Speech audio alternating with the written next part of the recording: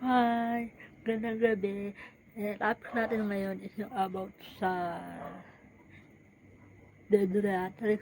Lalo na nung inaral ko ng first year ay bago pala ako pumasok sa Oxford as a pediatrician student sa Nuffield College.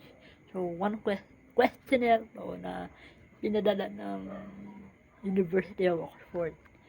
Questionnaire number 1. Why medicine? Medicine kasi pangarap mo maging doktor, makatulong sa may mga sakit, ganun.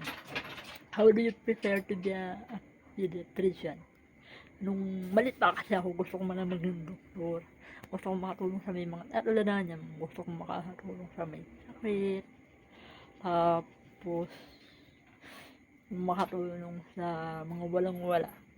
Yun, walang pambayad sa hospital, tapos tutulungan mo sila. Yung ganun yung pangarap ko. How long do you know Oxford? Nung may nagpadala sa amin ng papel, kasama yung TEDx bakas. Yun, doon ko nalaman na may Oxford pala. How do you know pediatrics? About sa inaaral namin, diba, elementary tayo nag-aaral tayo na sciences. Yun, wag mo elementary hanggang high school, naging ako sa sciences. Nag-interested ako sa sciences. Do you share the important information in pediatrics?